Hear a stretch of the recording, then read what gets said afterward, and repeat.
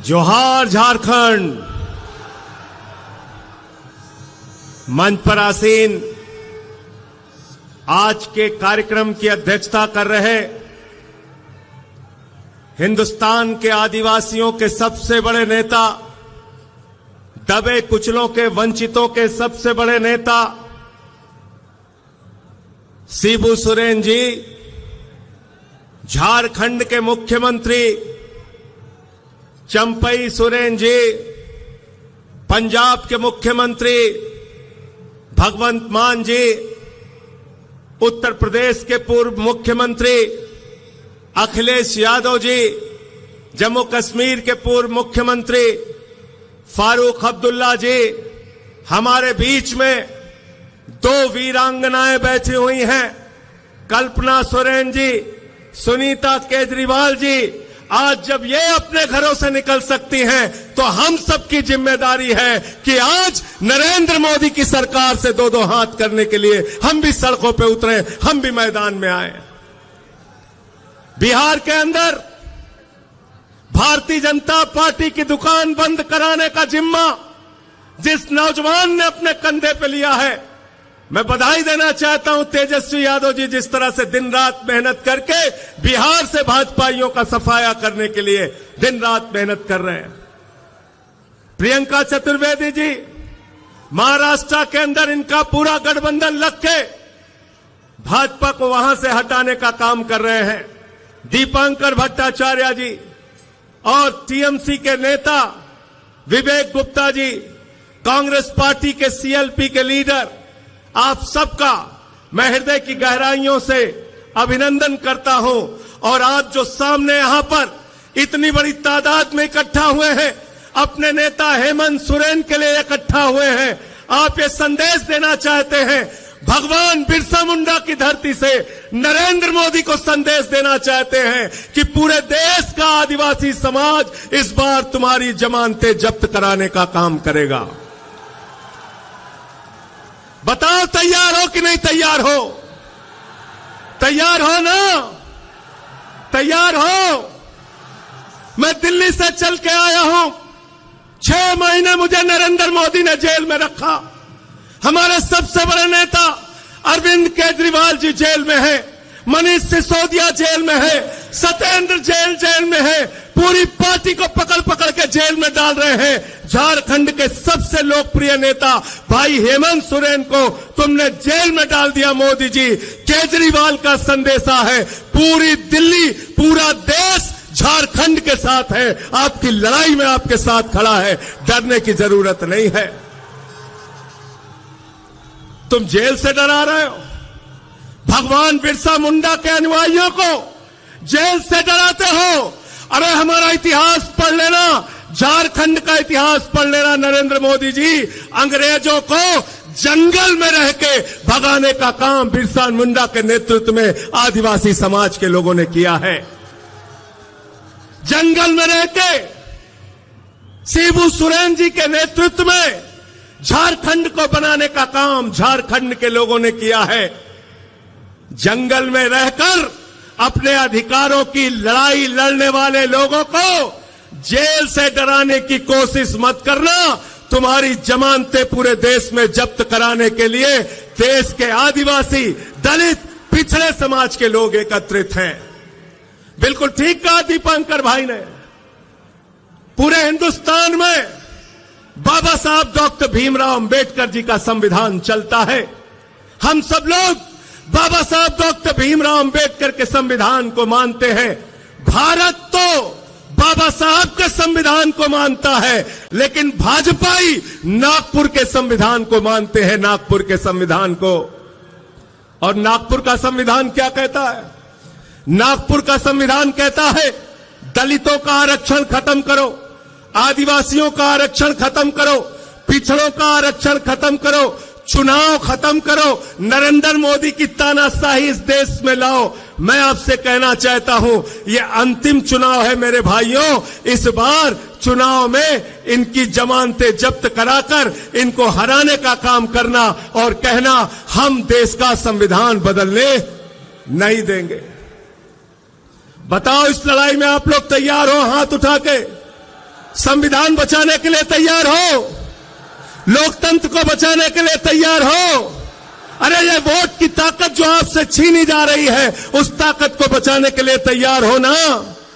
आरक्षण को जो खत्म करने की भाजपा ने कोशिश की है, उसको बचाने के लिए तैयार हो कि नहीं हो? क्या कहते हैं भाजपाई? अयोध्या से इनका कैंडिडेट है लल्लू सिंह। वो कहता है 400 सीट दे दो, संविधान बदलना है। ज्योति मिर्धा बीजेपी की प्रत्याशी कहती है 400 सीट दे दो, संविधान बदलना है। अनंत हेगड़े भारतीय जनता पार्टी की सरकार का पूर्व केंद्रीय मंत्री कहता है 4 सीट दे दो, संविधान बदलना है। अभी अरुण गोविल ने मेरठ में कहा 400 सीट दे दो, संविधान बदलना है। याद रखना, ये संविधान बदलेंगे तो आरक्षण खत्म करेंगे, ये संविधान बदलेंगे तो चुनाव में जो वोट देने की आपकी ताकत है उसको खत्म करेंगे। बिहार में लड़ रहे थे तेजस्वी यादव जी, 2015 के चुनाव का रिकॉर्ड उठा के देख लेना। मोहन भागवत ने कहा था आरक्षण खत्म होना चाहिए। आरएसएस के नेता ने कहा, मोहन वैद्य ने कहा आरक्षण खत्म होना चाहिए। मैं कहना चाहता हूं, जब तक हम लोग इस धरती पर जिंदा हैं, आरक्षण का अधिकार, संविधान का अधिकार हम खत्म होने नहीं देंगे। तैयार हो ना? भाजपा भ्रष्टाचार के खिलाफ बोलते हैं, नरेंद्र मोदी जी भ्रष्टाचार के खिलाफ बोलते हैं। हेमंत सोरेन जी को झूठे आरोप में जेल में डाल दिया, अरविंद केजरीवाल को झूठे आरोप में जेल में डाल दिया। भ्रष्टाचार के खिलाफ नरेंद्र मोदी जी बोलते हैं, भ्रष्टाचार के खिलाफ भाजपाई बोलते हैं, तो लगता है ओसामा बिन लादेन और डाकू गब्बर सिंह अहिंसा पे उपदेश दे रहा है। ओसामा बिन लादेन और डाकू गब्बर सिंह अहिंसा पे उपदेश दे रहा है। 2014 के बाद इस देश के अंदर एक मोदी वॉशिंग पाउडर निकला है, मोदी वॉशिंग पाउडर। वो चुटकियों में सारे दाग धुल देता है, चुटकियों में सारे दाग धुल देता है। उस मोदी वॉशिंग पाउडर ने कहा अजीत पवार के ऊपर 70,000 करोड़ का घोटाला लगाया, आरोप लगाया, खुद प्रधानमंत्री ने लगाया, बीजेपी के साथ शामिल कर लिया। छगन भुजबल पर भ्रष्टाचार का आरोप लगाया, बीजेपी के साथ शामिल कर लिया। हसन मुशर्रफ पर भ्रष्टाचार का आरोप लगाया, बीजेपी के साथ शामिल कर लिया। अशोक चौहान पर भ्रष्टाचार का आरोप लगाया, बीजेपी के साथ शामिल कर लिया। नारायण राणा पर भ्रष्टाचार का आरोप लगाया, बीजेपी के साथ शामिल कर लिया। मुकुल राय शुभेंदु अधिकारी पर भ्रष्टाचार का आरोप लगाया, बीजेपी के साथ शामिल कर लिया। हेमंत विश्व शर्मा पर भ्रष्टाचार का आरोप लगाया, बीजेपी के साथ शामिल कर लिया। बीजेपी का नारा है, जो जितना बड़ा भ्रष्टाचारी वो उतना बड़ा पदाधिकारी। गलत तो नहीं कह रहा हूं, गलत तो नहीं कह रहा हूं। जितने भ्रष्टाचारी हैं कहां हैं आज? मोदी जी कहते हैं भ्रष्टाचारियों को नहीं छोड़ूंगा, ये मोदी की गारंटी है। मैंने कहा मोदी जी बिल्कुल आप ठीक कहते हैं, आप एक भी भ्रष्टाचारी को नहीं छोड़ेंगे, ये मोदी की गारंटी है। भ्रष्टाचारियों को नहीं छोड़ूंगा, इस बात की गारंटी है। पूरब से लेकर पश्चिम तक, उत्तर से लेकर दक्षिण तक सारे भ्रष्टाचारियों को बीजेपी में शामिल करूंगा, इस बात की गारंटी है। गलत तो नहीं कह रहा हूं। सारे बेईमान कहां हैं आज? सारे बेईमान किस पार्टी में हैं? जोर से बोलिए, जोर से बोलिए। बीजेपी में, बीजेपी में। और भ्रष्टाचार के खिलाफ प्रधानमंत्री बोलते हैं, भ्रष्टाचार के खिलाफ आवाज उठाते हैं। अभी हमारे भाई सीएलपी के लीडर कह रहे थे बुजुर्गों के लिए पेंशन की योजना आप लेके आए, स्कूल बनाया, अस्पताल बनाया। केजरीवाल जी प्रचार करते हैं, कहते हैं स्कूल बनाएंगे, अस्पताल बनाएंगे। हेमंत सोरेन जी प्रचार करते हैं, कहते हैं स्कूल बनाएंगे, अस्पताल बनाएंगे, बुजुर्गों को पेंशन देंगे, आदिवासी समाज के लिए काम करेंगे, दलितों के लिए, पिछड़ों के लिए काम करेंगे। भगवंत मान जी, अखिलेश यादव जी अपनी रैलियों में जाते हैं, तेजस्वी यादव अपनी रैलियों में जाते हैं, कहते हैं स्कूल बनाएंगे, अस्पताल बनाएंगे, पेंशन देंगे, बेरोजगारी भत्ता देंगे। नरेंद्र मोदी जी चुनाव प्रचार में जाते हैं, कहते हैं भाइयों और बहनों, गांव गांव में कब्रिस्तान है तो शमशान होना चाहिए कि नहीं होना चाहिए? क्या कहते हैं? क्या कहते हैं? भाजपाई शमशान बना सकते हैं, आपके बच्चों के लिए स्कूल और अस्पताल नहीं बना सकते। याद रखना, याद रखना। इसलिए आपसे निवेदन और विनती करने के लिए आया हूं और दिल्ली के मुख्यमंत्री केजरीवाल जी का संदेश, उनके तरफ से धन्यवाद और आभार देने के लिए भी आया हूं। जब कोरोना के समय में दिल्ली के अंदर लोगों की जान जा रही थी, प्रधानमंत्री से हमने कहा ऑक्सीजन दे दो, प्रधानमंत्री जी ने कहा ताली बजाओ कोरोना ठीक हो जाएगा, थाली बजाओ कोरोना ठीक हो जाएगा, दिया जलाओ कोरोना ठीक हो जाएगा। लेकिन आपके झारखंड के मुख्यमंत्री के हम सब लोग एहसानमंद हैं कि झारखंड के मुख्यमंत्री हेमंत सोरेन ने कहा दिल्ली वालों को ऑक्सीजन झारखंड की धरती से जाएगी, हम दिल्ली के लोगों को मरने नहीं देंगे। यह आपका एहसान हम भूले नहीं है। इसलिए आपसे कहना चाहते हैं, इस लड़ाई में हम आपके साथ हैं। हमारी 2 वीरांगनाएं यहां पर बैठी हैं। अरे जब घरों से हमारी माताएं बहनें लड़ने के लिए निकल पड़ी, तो आप बताइए हम क्यों पीछे रहेंगे? पीछे रहेंगे क्या? हम लोग पीछे रहेंगे क्या? सीना तान के आगे बढ़ के इस लड़ाई को लड़ने का काम करेंगे। कई बार भ्रम फैलाने की कोशिश की जाती है, मोदी जी से ज्यादा काबिल नेता कौन है? मोदी जी से ज्यादा काबिल नेता कौन है? मैंने कहा अखिलेश यादव जी, भगवंत मान जी, केजरीवाल जी, या तेजस्वी यादव जी, या दीपांकर भट्टाचार्य जी, किसी से भी पूछ लो, कोई ये नहीं कहेगा कि नाली के गैस से चाय बन सकती है। कहेंगे क्या आप लोग? कहेंगे? कहेंगे? मोदी जी क्या कहते हैं? नाली के गैस से चाय बना लो। बिहार में गए भाषण देने, कहने लगे सिकंदर जब बिहार में आया था तो बिहारियों ने मार के भगाया था, सिकंदर कभी बिहार गया ही नहीं, सिकंदर कभी बिहार गया नहीं। हमारे यहां गोरखपुर में गए, कहने लगे बाबा गोरखनाथ, संत कबीर, बाबा गुरु नानक देव एक साथ बैठ के मीटिंग करते थे। तीनों के जीवन काल में पता नहीं कितने कितने सालों का अंतर है। मोदी जी झूठ बोलने की फैक्ट्री है। मैं कहना चाहता हूं, अगर मोदी जी की गारंटी है तो एक ही गारंटी है, झूठ बोलने की गारंटी, और उनकी पार्टी का नाम है भारतीय झूठा पार्टी।